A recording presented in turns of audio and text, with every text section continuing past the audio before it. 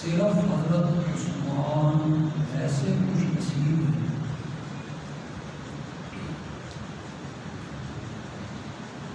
ان کے نکاح میں ایک بیوی دو بیٹے،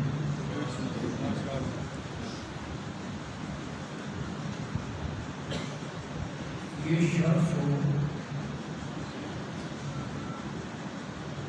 اس پوری کائنات میں حضرت عثمان کے سوا کسی کو بھی حاصل نہیں۔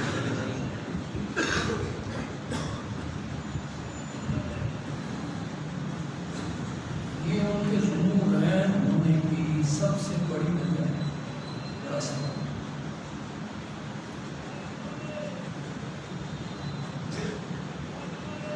اس کے علاوہ بھی کچھ سبب ہے۔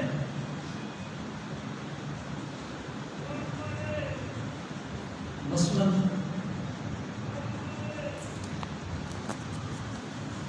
تاریخ اسلام میں دو جگہیں ایسی ہیں، آپ میری طرف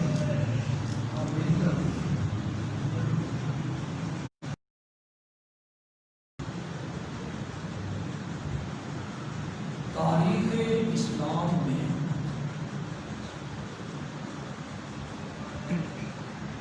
دو مقام ایسے ہیں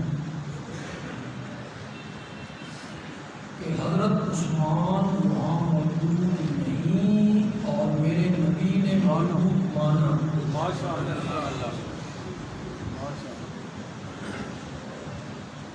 ایک بدر کا میدان اور ایک حدیبیہ کی بیعت، یہ بھی ان کے ذوالنورین ہونے کی ایک وجہ ہے۔ اور حضرت عثمان کے ذوالنورین ہونے کی ایک وجہ یہ بھی ہے کہ اللہ نے ان میں دو نور اکٹھے کیے ہیں، ایک سخاوت کا نور اور ایک شہادت کا نور۔ دو نور اللہ نے ان کے وجود میں جمع کر دیے، اکٹھے کر دیے۔ سخاوت کا تو دشمن بھی انکار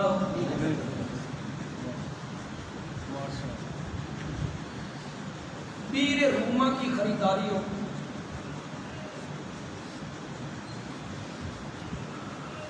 مجھے بار بار مہاجرین کا تذکرہ نہیں کرنا چاہیے، یہ ہندوستان سے جو مہاجر بنے ہیں کہ بڑی مدت گزر گئی،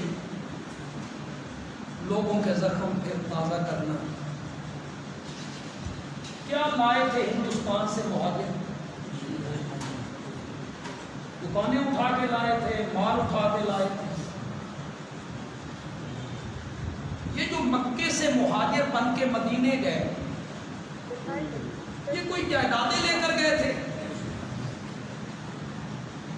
ان کے پاس دولت ہو، مال ہو، تجارت ہو، وہ دکانیں اور تجارت انہوں نے شفٹ کی تھی مدینے میں، ناداری ہے، بال بچوں کا پیٹ پالنا مشکل ہو رہا ہے۔ اس وقت میں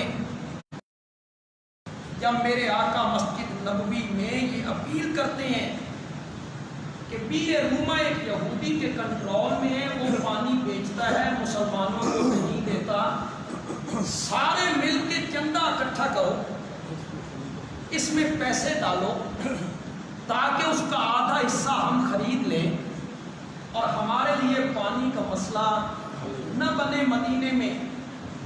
جو آدمی اس میں حصہ لے گا میں اسے جنت کی ضمانت دیتا ہوں۔ حضرت عثمان اکیلے اٹھ کھڑے،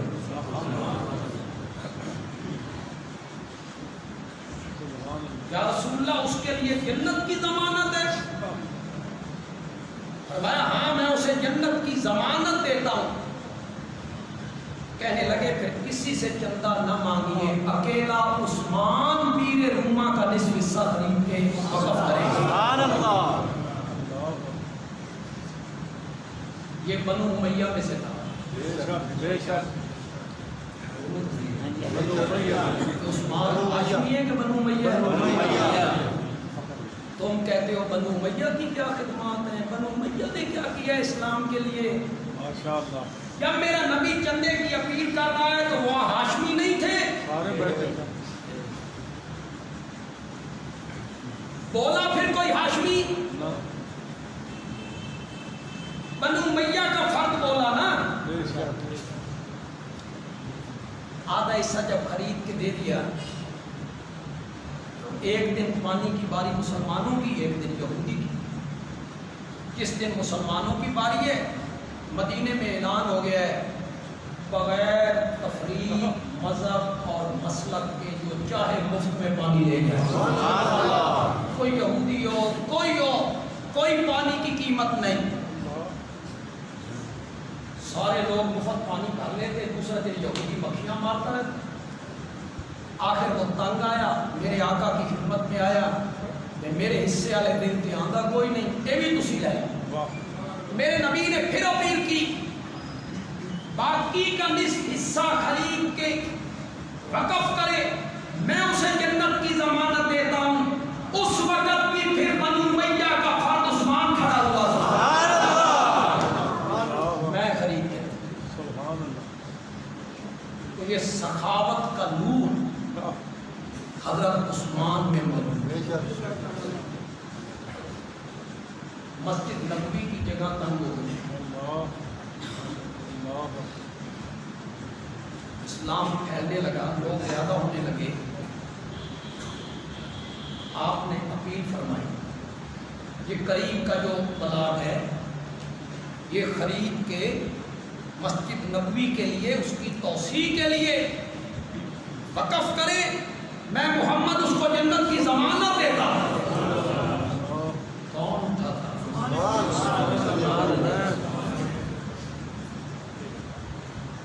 یوں ہی فضیلتوں کے جال ڈھونڈتے پھرتے ہو، مصنوعی یوں ہی جھوٹے قصے، جھوٹی کہانیاں، اور جب کہانیاں بیان کرتے ہو تو عقل کو اندھیری کوٹھڑی میں رکھ کے آ جاتے ہو، سننے والے بھی اپنی عقل اندھیری کوٹھڑی میں جا کے روشن کر دیتے ہیں کہ فلاں بیت اللہ میں پیدا ہوا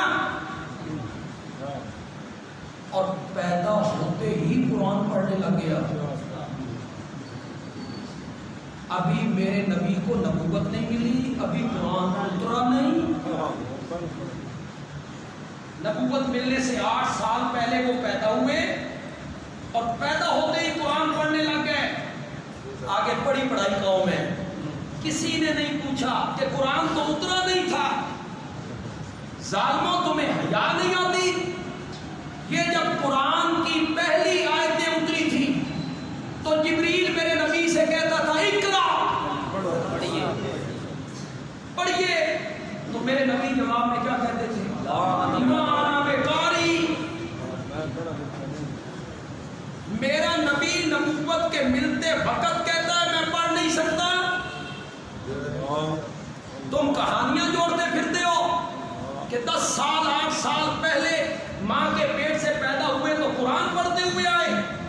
یہ مصنوعی فضیلتیں، مانا بیکاری، میں پڑھا ہوا نہیں ہوں، ما کنت تدری مل کتاب، تمہیں اللہ سمجھ دے اور تمہیں اللہ قرآن کی سمجھ دے دے، اللہ کرے تم قرآن کی طرف پلٹو۔ ما کنت تدری مل کتاب، میرے پیارے پیغمبر آپ تو جانتے بھی نہیں تھے کہ کتاب کیا ہوتی ہے۔ کن کو کہا جا رہا ہے؟ ہوتے بھی نہیں ہوتے۔ حضرت علی 8 سال پہلے پڑھتے ہوئے آئے اور میرے آقا کو قرآن کہتا ہے ما کنت تدری مل کتاب،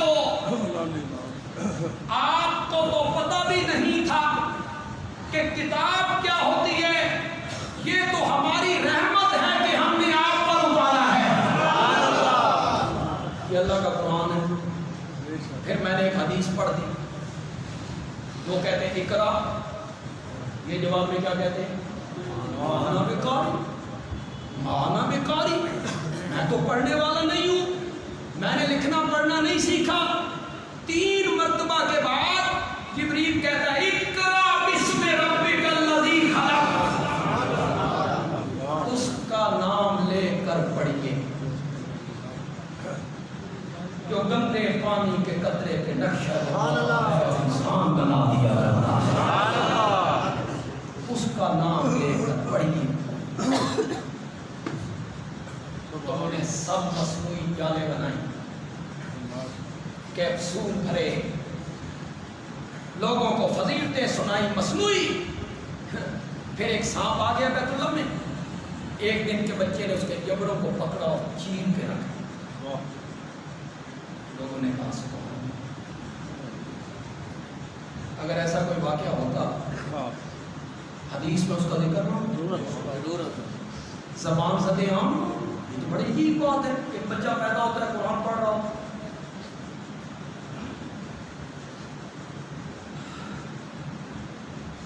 کیا کریں، کدھر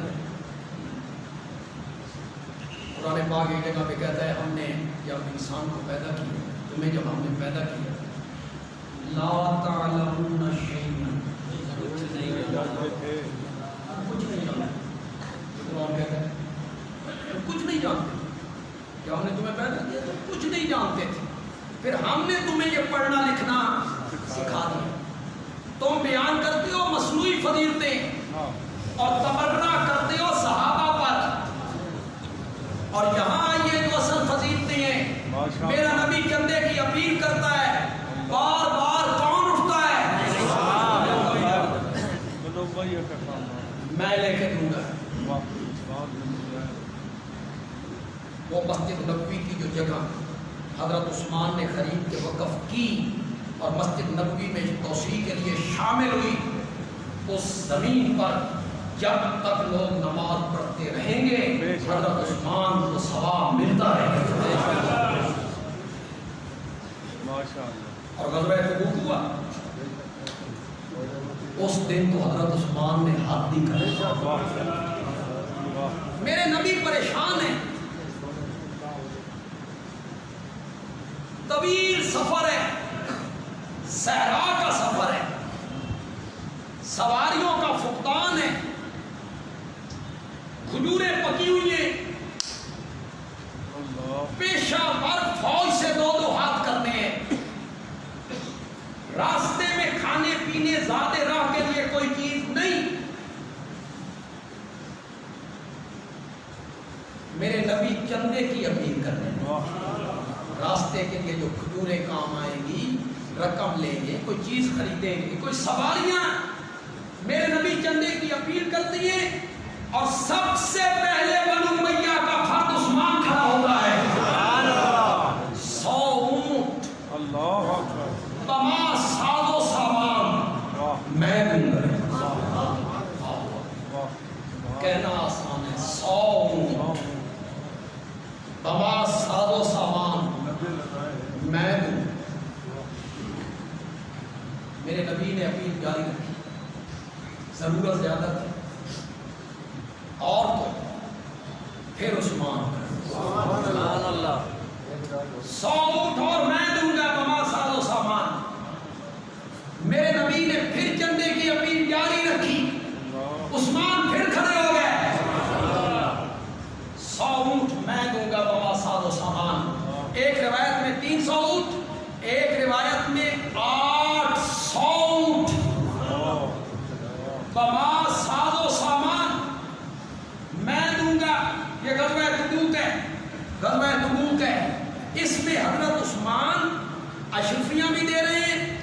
تھوڑا سا یہی رہنے دیں. اشرفیاں بھی دے رہے ہیں, سینکڑوں کی تعداد میں اونٹ بھی, اس کا ساز و سامان بھی, غذائیں بھی, بڑا تعاون ہے, بڑی ہمت ہے.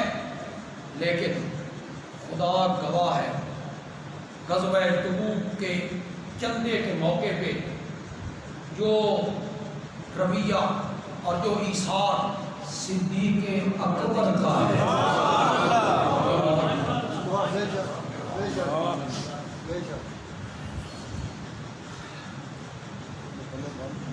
میں یہ جانتا ہوں حضرت علی رضی اللہ تعالیٰ عنہ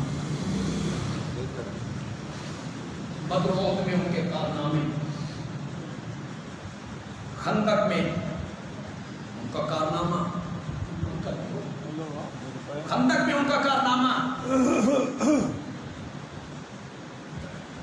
اس سے انکار ممکن نہیں, اس سے انکار ممکن نہیں.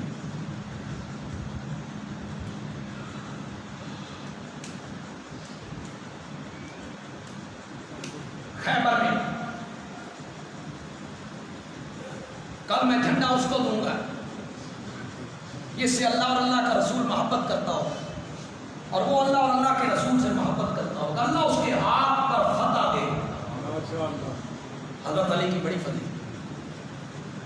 ہم اہل سنت اور ہم حضرت علی رضی اللہ تعالیٰ عنہ کو اسی طرح احترام کرتے ہیں جس طرح حضرت ابوبکر کا احترام. کوئی فرق نہیں ہے احترام, کوئی فرق نہیں. اس لیے کہ حضرت علی رضی اللہ تعالیٰ عنہ کی تنقیص یا تنقید ایمان کے لیے خطرہ ہے.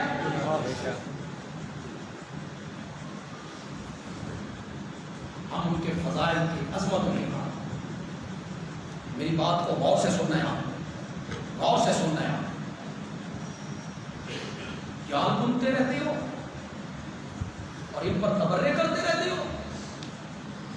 حضرت علی کی شجاعت سے, دلیری سے, جنگوں میں کفار سے مقابلہ, اس سے کوئی انکار نہیں ہے. لیکن خدا گواہ ہے, اسلام کی اشاعت کے لیے جو مالی ایثار ہے اور مال خرچ کرنا ہے, اس میں عثمان اور ابوبکر کا کوئی جواب نہیں, کوئی جواب. حضرت علی نے کہاں مال خرچ کیا؟ بولو, بولتے کیوں نہیں؟ علی نے مال خرچ کیا ہو, کیوں نہیں کیا؟ اس پوزیشن میں نہیں, مالی لحاظ سے وہ اس پوزیشن میں نہیں. ان کے پاس مال ہوتا تو وہ خرچ ضرور کرتے. وہ مالی پوزیشن ان کی مستحکم نہیں, مال خرچ نہیں کیا کسی مقام پر. اور انہوں نے 800 اونٹ بما ساز و سامان اور 1000 دینار میرے نبی کی جھولی میں آ کے ڈالے, اور انہوں نے آدھے گھر کا مال, اور انہوں نے پورے گھر کا مال. گالیاں نکالنی آسان, فدق کو سامنے رکھ کے گالیاں نکالتے کہ بی بی فدق مانگنے کے لیے گئی تھی, اور وہاں اپنے حق پر بی بی نے دلائل دیے تھے تاکہ یہ میرے دلائل کو نہ مانے تو کافر ہو جائے, میرے دلائل کو نہ مانے تو فاجر ہو جائے. بی بی نے عدالت میں کھڑے ہو کر اپنے حق کے لیے دلائل دیے تھے. بندیالوی کہتا ہے کہ بی بی نے, میری بات اگر پسند آئے تو کہنا بندیالوی اچھی بات کہہ گئی, آپ کی سبحان اللہ بتائے گی. بی بی نے حضرت صدیق اکبر کے دربار میں اپنے حق کا مطالبہ کر کے اس بات کو تسلیم کر لیا تھا کہ ابو بکر خلیفہ برحق ہے. نعرہ تکبیر. ورنہ کیوں گئی؟ حق حضرت علی کا تھا, اس نے غصب کر رکھا تھا, تو فدق پہلے مانگنا چاہیے تھا کہ خلافت پہلے مانگنی چاہیے تھا؟ دلائل کو خلافت پہ دینے چاہیے تھے. خم غدیر کا خطبہ من کن تو مولا ہو فعلی المولا, یہ دلیل دینی چاہیے تھی. بدر و احد میں حضرت علی کی بہادری یہ دلیل دینی چاہیے تھی. نبی پاک نے فرمایا انت ولی فی الدنیا والآخرہ، علی تو دنیا میں بھی میرا دوست ہے، آخرت میں بھی میرا دوست ہے. یہ دلیل دینی چاہیے تھی. فاطمہ کو دلیلیں دینی چاہیے تھی، لیکن فاطمہ خلافت کی بات نہیں کرتی، فتح کی بات کرتی ہے. تو فاطمہ نے ابو بکر کو خلیفہ مانا نا.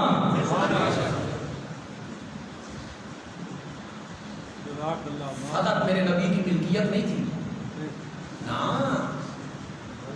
اس کی آمدن، فتح کی آمدن اہل بیت رسول پہ خرچ ہوتی تھی، بیویوں پر، حضرت علی کے گھرانے پر، حضرت عباس کے گھرانے پر. یہ جو گھرانہ تھا ہاشمیوں کا، اس کی آمدن خرچ ہوتی تھی، ملکیت نہیں تھی، وراثت نہیں تھی. خدا گواہ ہے، فریقین کی کتابوں میں لکھا ہوا ہے، دونوں مسلک کی کتابوں میں یہ بات موجود ہے. اور میں کچی باتیں کہنے کا عادی نہیں ہوں، میں ایسا خطیب نہیں ہوں جو سچی بات کر کے آگے بڑھ جاؤں. کل کوئی میرا گریبان پکڑ لے، نہیں، کل کوئی عدالت میں بھی چیلنج کرے تو وہاں بھی حاضر ہوں. فریقین کی کتابوں میں لکھا ہوا ہے، ہم انبیاء کی جماعت نہ کسی کا وارث بنتے ہیں، نہ کسی کو وراثت وارث بناتے ہیں. ہم جو چھوڑ جاتے ہیں وہ صدقہ ہوتا ہے. سبحان اللہ. صاف روایت موجود ہے ہماری کتابوں میں بھی، فریق مخالف کی کتابوں میں. ملکیت نہیں ہے کہ وہ وراثت میں تقسیم ہو. یہاں پڑھے لکھے لوگ میرے سامنے، اگر یہ ملکیت ہے، اگر یہ وراثت ہے، اگر یہ وراثت تقسیم ہونی ہے، تو پھر میں آپ سے ایک بات پوچھتا ہوں، خدا لگتی بات کہیے، وراثت میں صرف بیٹی حقدار ہوتی ہے، بیویاں نہیں ہوتی؟ یہ قرآن نے سورۃ نساء میں جو حصے مقرر کیے ہیں ان میں بیویوں کا حصہ کوئی نہیں ہوتے. کیوں نہیں ہو؟ تو وہ حق صرف فاطمہ کا تھا، عائشہ کا نہیں تھا. تو حضرت ابو بکر نے حضرت فاطمہ کو نہیں دیا، عائشہ کو دے دیا. حضرت عمر نے اپنی بیٹی کو دے دیا، انہیں دے دیا. پھر آپ کہتے اپنی دھیاں نو دے چھڑیا نے، سیدہ سے ظلم کیے، انہیں بھی تو نہیں دیا. اور حضرت فاطمہ گئی تو انہیں بھی بابا کی حدیث سنائی. تم نے پتہ نہیں کیا دربار لگا ہوا ہے، فاطمہ کھڑی ہیں، دھوپ ہے، دھوپ میں کھڑی ہیں، انا للہ. تمہیں یار خوف خدا کوئی؟ یہ جتنے لوگ آج بیٹھے ہو 15 صدیاں پیچھے آ گئے، خیر القرون کرنی، ثم الذین یلونہم ثم الذین یلونہم، سب سے بہترین زمانہ میرا ہے، پھر اس کے ساتھ والا ساتھ والا ساتھ والا.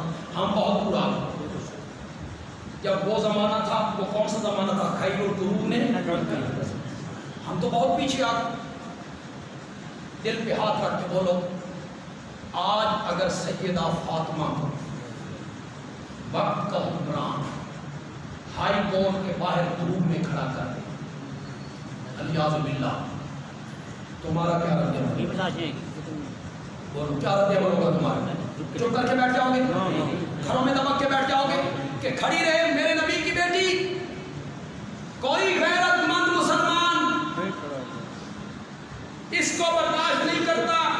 اور جس زمانے کی تم بات کرتے ہو اس وقت میرے نبی کے چچا عباس موجود ہیں، عباس کے بیٹے موجود ہیں، حضرت جعفر کے بیٹے موجود ہیں، حضرت عقیل موجود ہیں، حضرت عقیل کے بیٹے موجود ہیں، خود بدر و احد کا غازی علی موجود ہے. اور فاطمہ کہاں کھڑی ہے؟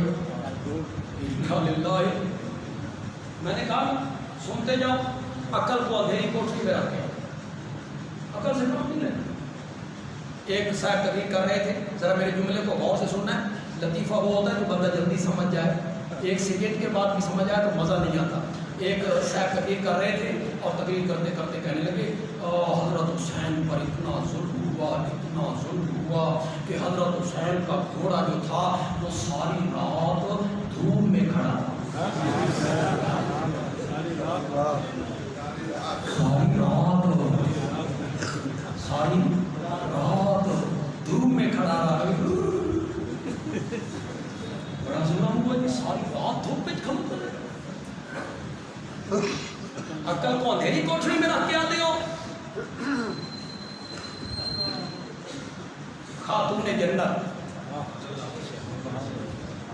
کھجوریں مانگنے کے، انا للہ، تم نے خانوادہ علی کی کیا تصویر پیش کی، کیا تصویر پیش کی ہے تم نے خانوادہ علی، عدالتوں اور خامن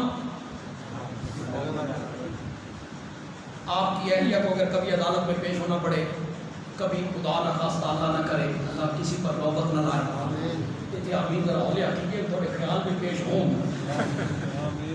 اللہ وہاں کسی کی پیشی کسی خاتون کی نہ کرے۔ لیکن کبھی ایسے بھی ہوتا ہے کہ مثلا کوئی زمین جائیداد نام لگوانی ہے یا لگوانی ہے تو مجبوراً پیش ہونا پڑتا ہے، تو آپ اپنی اہلیہ کو اکیلے بھیج دیا کرتے کہ جا تو عدالت ہے، میں گھر بیٹھا ہوں۔ کیا تصویر پیش کی ہے تم نے حضرت علی؟ میری یہ بات نوٹ کریں، میری پہلی دلیل کیا تھی؟ انہوں نے حضرت ابوبکر کی خلافت کو برحق سمجھا تبھی دے۔ میری دوسری دلیل کیا تھی؟ کہ صرف بیٹی وارث نہیں ہوتی، بیویاں بھی۔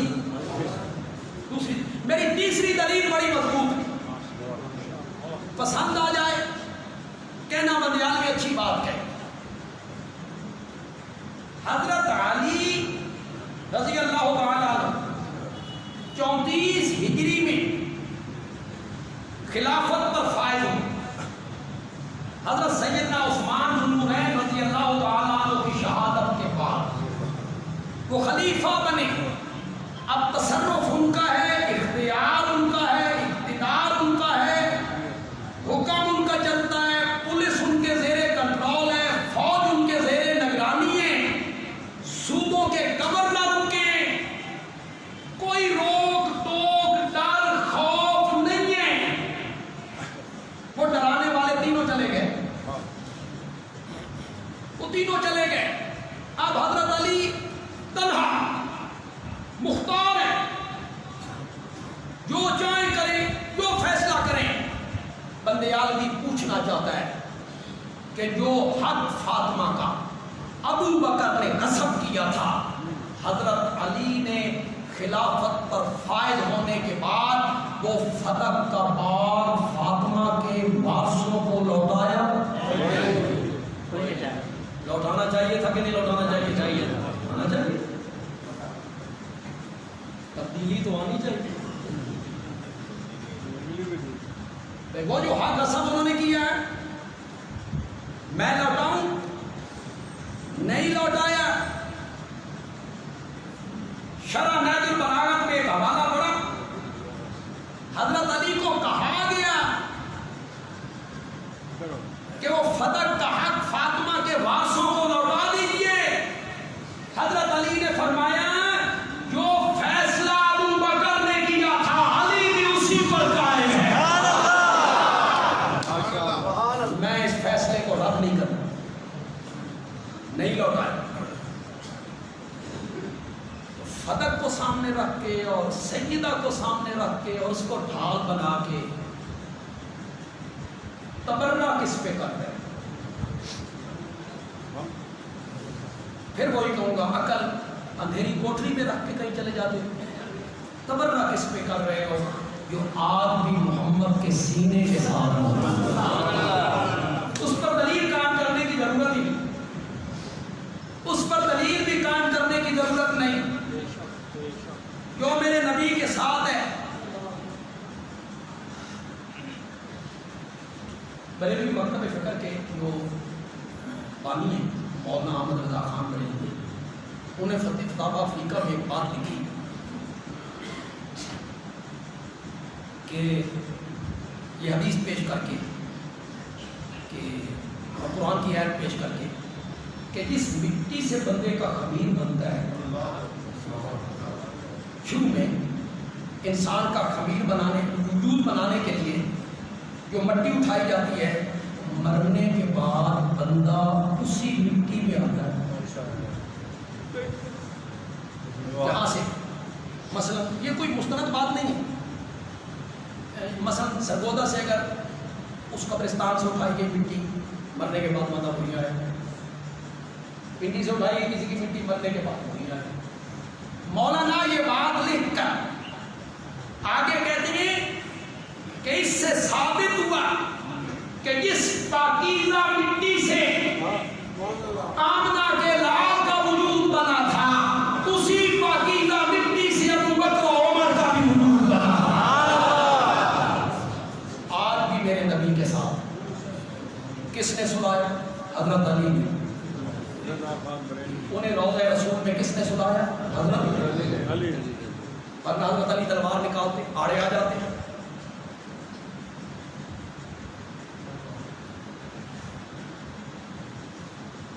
حضرت ابوبکر حضرت علی کی انبر ہو گئی کسی بات میں، حضرت علی ناراض ہو گئی، حضرت علی نے جب پاؤں مدینے کی زمین پہ مارا، زمین کانپنے لگ گئی۔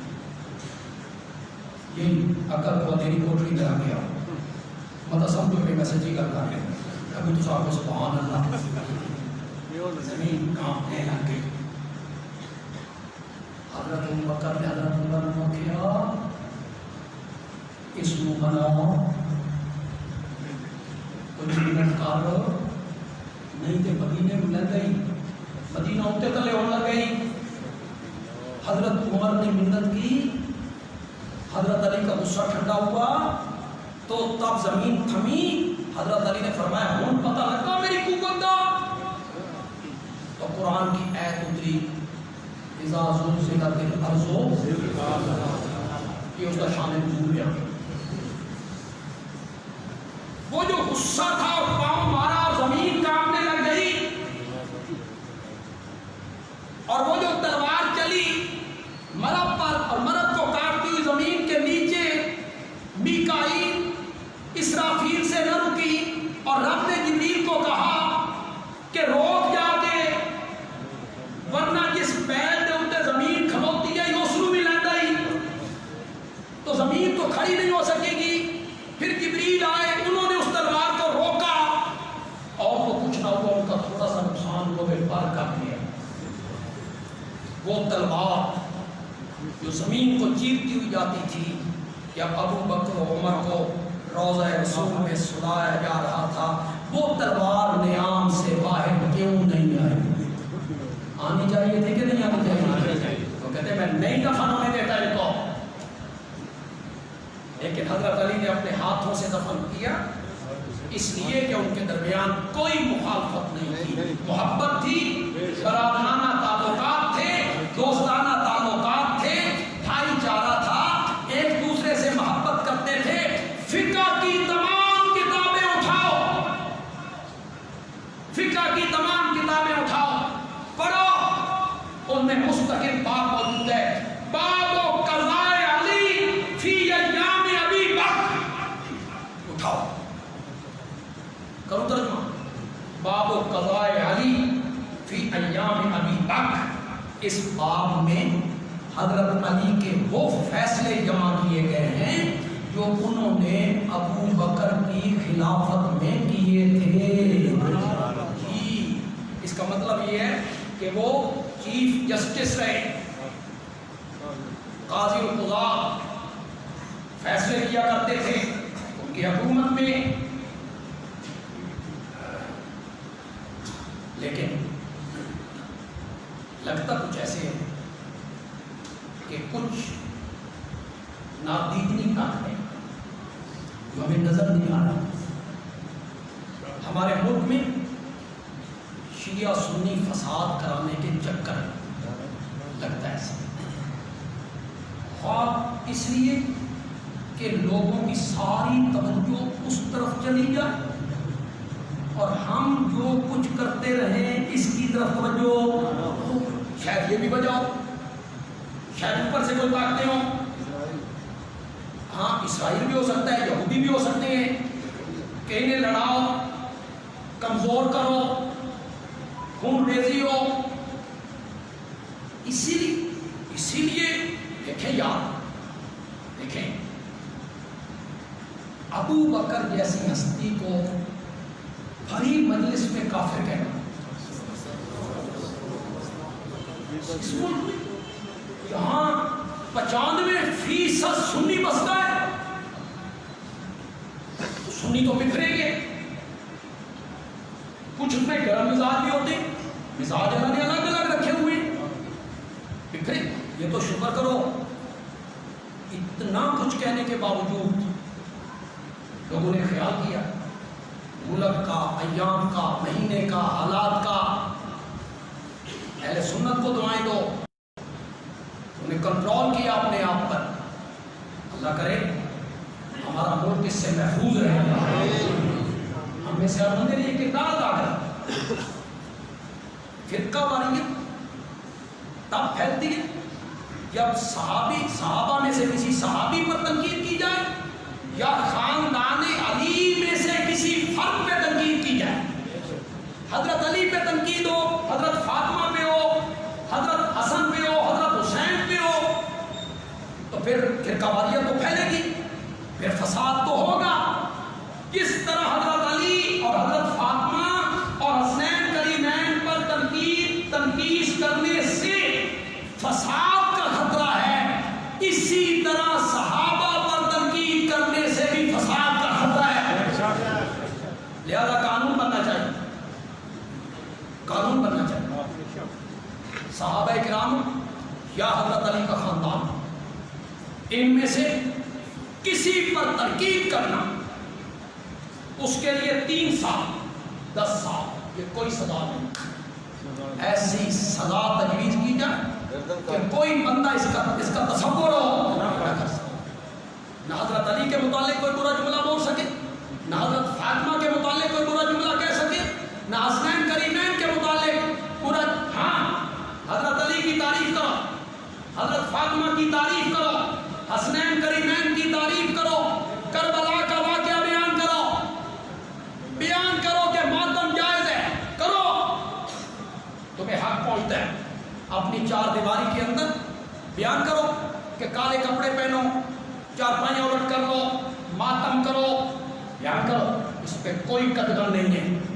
لیکن صحابہ پر تبرہ نہیں, یہ نہیں, یہ دل آزاری ہے, یہ دوسروں کی دل آزاری ہے, اور تبرہ بھی ان پر.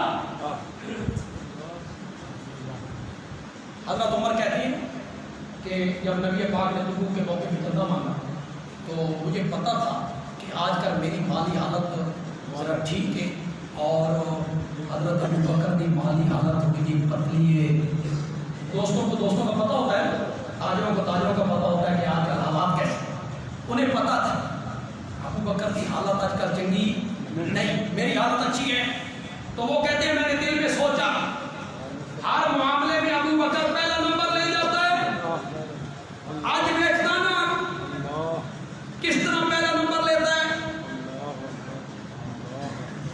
میں گھر آیا, سامان کو 2 حصوں میں تقسیم کی, ایک گھر والوں کے لیے, بال بچوں کے لیے, ایک آمنہ کے لال کی خدمت صلی اللہ علیہ وسلم. مال تھا, ڈھیر لگ گیا. اتنے میں ابو بکر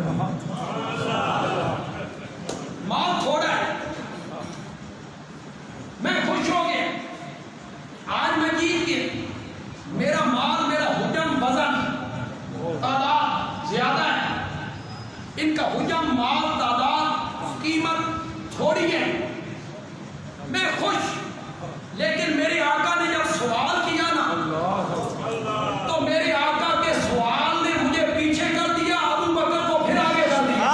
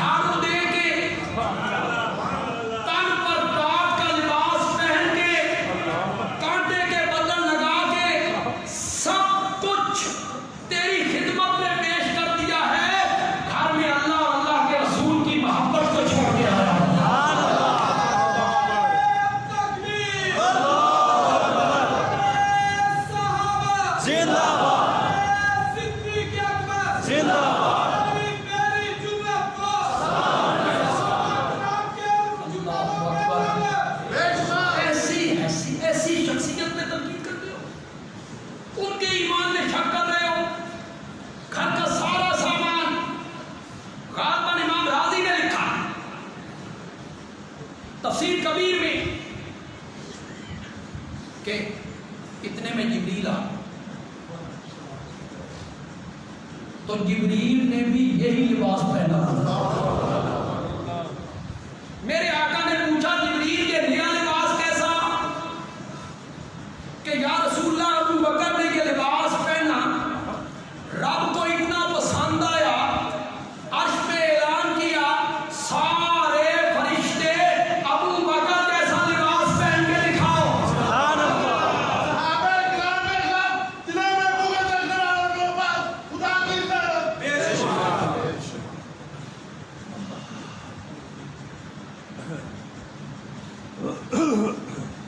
سارے گھر کا مال، سارے گھر کا مال۔ اور اس روایت میں ابن راضی، امام راضی کی اس بات کو اعتماد کرنا، جبریل نے کہا یا رسول اللہ، اللہ کہتا ہے ابو بکر کو پوچھ کے دو یار یارہ واسطے گھر بتاندے گا نہیں۔ بعد میں کہتے ہیں ہم نے تو یہ کر دیا، ہم نے تو یہ کر دیا، ہم نے گھر لٹا دیا، یہ سارا گھر لٹا کے میرے لیے راضی بھی ہے۔ جبریل رونے، صدیق رونے لگے، یا اللہ یہ سب کچھ تجھے راضی کرنے ہی کے لیے تو دیا تھا، سارے گھر کا مال، اس سے پہلے 40,000 درہم ہجرت کی رات، اس سے پہلے مسجد نبوی کی ابتدائی زمین خریدی گئی شروع میں، اس کی رقم، یہ سب کچھ صدیق خرچ کرتے آیا ہے، پھر اس نے عائشہ جیسی بیٹی قربان کی۔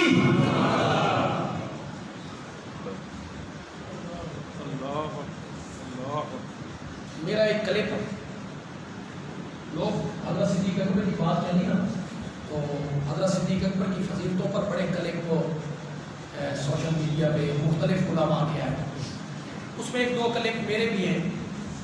18 بلاک کی مسجد میں تقریر میں میں نے کہے تھے، میرا دل کرتا ہے میں آپ پھر کہوں،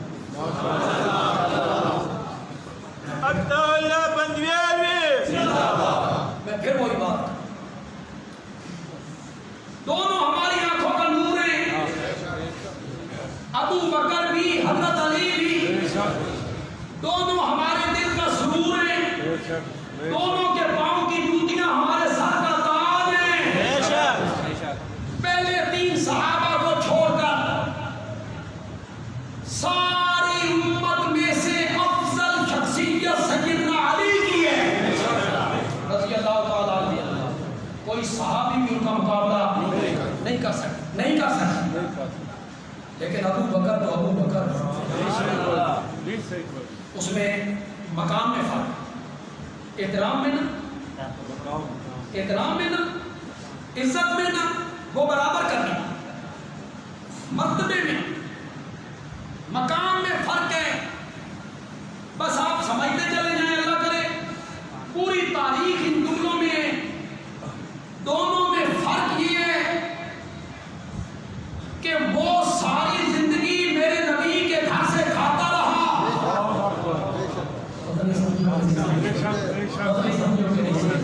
حضرت علی کو کس نے پالا تھا؟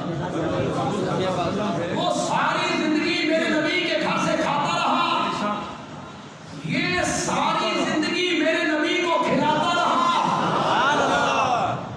اس نے بیٹی لی، اس نے بیٹی لی، اس نے بیٹی لی، اگر تجھے اعتبار نہیں آتا چل میرے ساتھ، ہم حضرت علی کو ڈھونڈنے نکلے، وہ ہمیں آج عراق کے ایک شہر نجف اشرف میں مل گئے، ہم ابو بکر کو ڈھونڈنے نکلے تو وہ آج بھی محمد کے سینے کے ساتھ،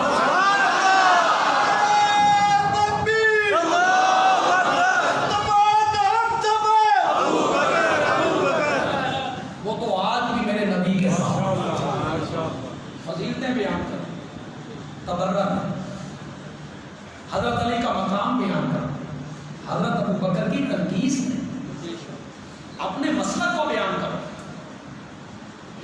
مسلک پہ تنقید نہیں.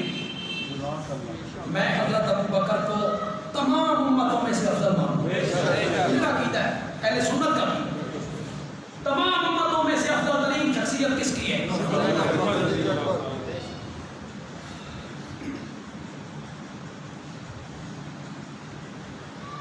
اسی لیے میں نے یہ حدیث پہلے کبھی بہت کم بیان کی ہوگی یا کی ہے کبھی. میرے آقا نے فرمایا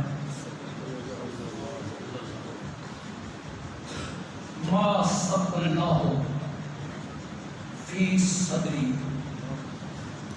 الا سبقتہ فی صدر ابی بکر. سارے ملک سبحان اللہ سمجھ گئے.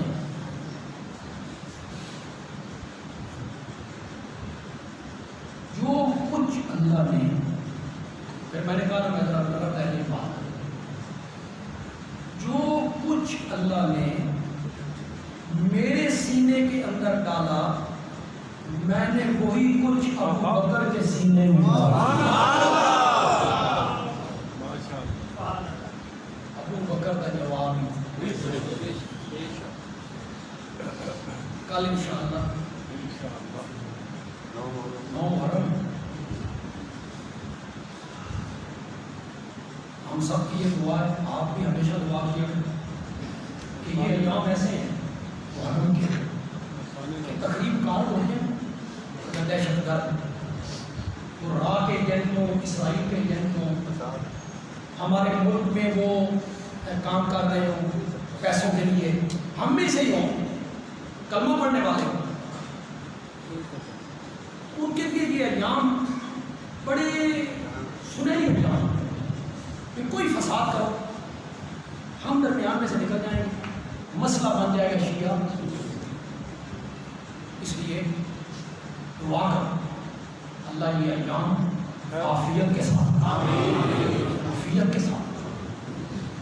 اور اگر کسی کے ذہن، کسی کا عزم، عزائم، ارادے، کسی بدبخت کے، بددینت کے، ملک دشمن، دین دشمن اگر کسی کے ارادے ہوں فساد کرنے کے، اللہ ان کے عزائم کو خاک میں ملائے، انہیں تباہ و برباد کر دے. ہمارا ملک اس کا متحمل نہیں ہے، ہم خود اس کے متحمل نہیں ہیں. اس وقت کوئی ایسا مسئلہ نہیں ہے شیعہ سنی جس میں کوئی جھگڑا ہو، لڑائی ہو، فساد ہو، قتل و غارت ہو.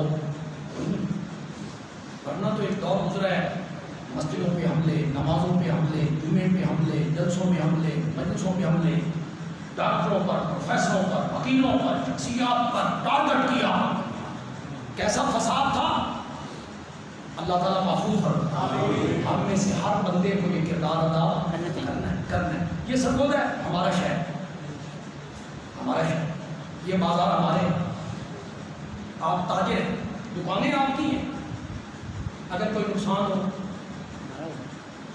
بازار میں، کوئی دہشت گردی ہو تو اس کا نقصان ہمیں ہوگا یا سرگودا کی کوئی انتظامیہ ہے، ڈی سی صاحب ہیں، ایس پی صاحب ہیں، اے سی صاحب ہیں، ان کا نقصان ہوگا. وہ تو کوئی لاہور کا ہوگا، کوئی شہپورے کا ہوگا، کوئی اٹک کا ہوگا. وہ تو باہر سے آئے ہیں، 3 سال 2 سال رہیں گے، چلے جائیں گے. ان کا تو شہر نہیں ہے، شہر تو ہمارا ہے.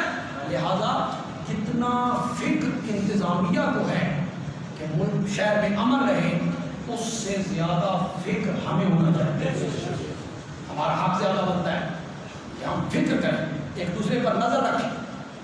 کوئی ایسا معاملہ اگر ہو بھی جائے آپ کے محلے میں ہو، کوئی خلاف قانون کام ہوتا ہے تو قانون ہاتھ میں نہ لیں، خود قانون ہاتھ میں نہ لیں. اس سے فساد ہوتا ہے، اس سے جھگڑا ہوتا ہے، اس سے لڑائی ہو جاتی ہے. آپ انتظامیہ کے نوٹس میں، متعلقہ تھانے کے نوٹس میں، متعلقہ ایس ایچ او کے نوٹس میں 15 نمبر پہ آپ کال کریں.